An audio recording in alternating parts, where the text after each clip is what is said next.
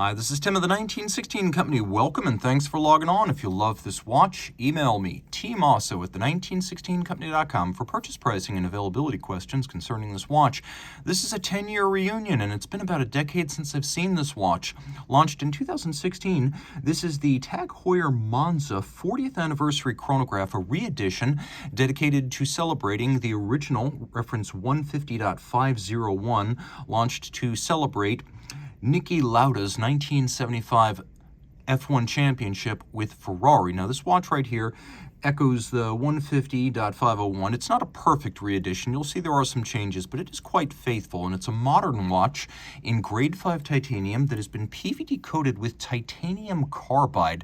And if there were any questions about how that ultra-hard 4000 Vickers coating would hold up over time, I think the answer is right before us. In my hands, I can only find one deep mark, which is this little nick on the bezel, but the underlying grade 5 titanium is 350 Vickers, and then it's 4000 Vickers for this titanium carbide coating. It's held up beautiful. I don't see any wear through. I don't see any penetration to the base metal. Even the scratch doesn't go all the way through, so it is held up remarkably well. Now, it's a watch that is 42 millimeters in diameter, 13.4 millimeters thick, 49.3 millimeters from lug tip to lug tip, 22 millimeter spacing in between the lugs. We'll throw it on my wrist, which is 16 centimeters in circumference. It's a big watch, but it's not a huge watch. And being titanium and sapphire in construction, it wears very light. We'll zoom out a little bit for a better perspective. I think if your wrist is my size or larger, you're going to wear this just fine. Big, stark, and prominent is the look, so it's not supposed to be a bashful watch, and it isn't. But you can see that it will surprisingly clear most dress cuffs, as it has a sloped bezel and it's relatively thin.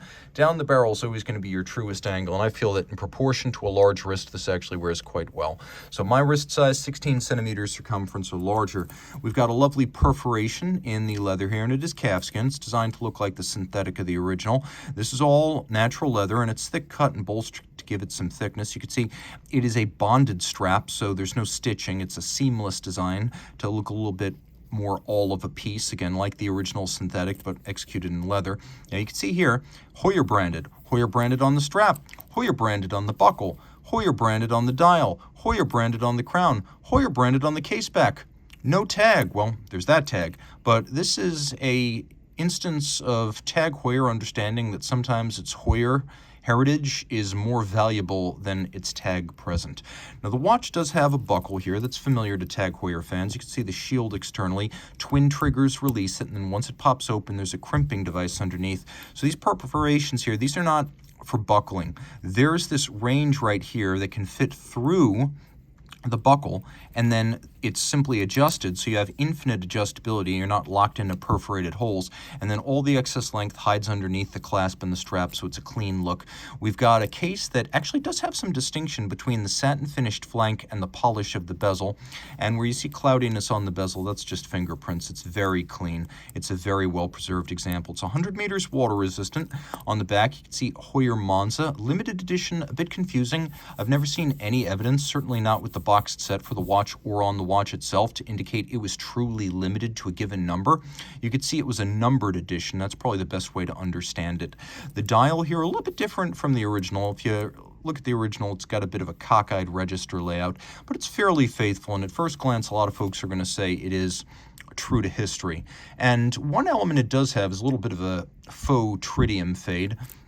Let's move the hands so they're not superimposed, but I want to assure you that element, which adds a little bit of warmth to the dial, it does not affect the luminescence of the dial. It is a very bright watch. Also, you can see we've got a double scale here. We've got a pulsometric scale that can be used to gauge the pulse of a person. We also have a tachymetric scale, which can be used to gauge speed, and that is true to the original, which had a double scale. We've got this Reho outboard that allows us to read those scales, and then we've got chronograph minutes, running seconds, a date, and then we've got chronograph seconds with a lovely red varnished seconds hand. A couple little notes about setting. We do have a hacking system, so stop seconds.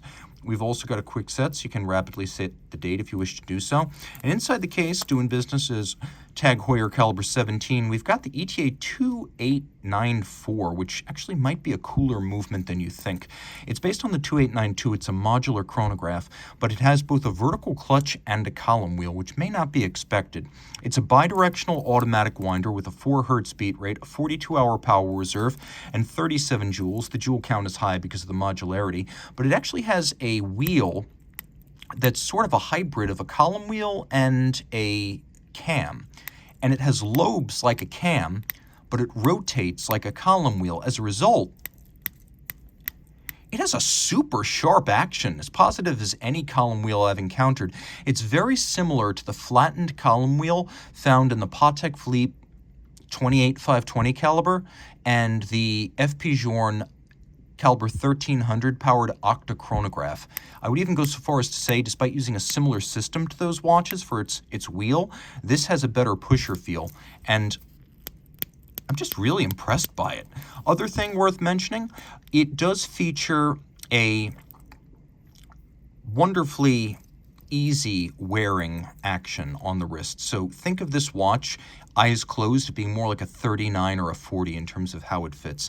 That's important, and I think you got to realize, though it's a 42, it wears small for its size. It is very, very, very light. So if you love this watch, reach out to Team Mosso at the 1916company.com for purchase and pricing details.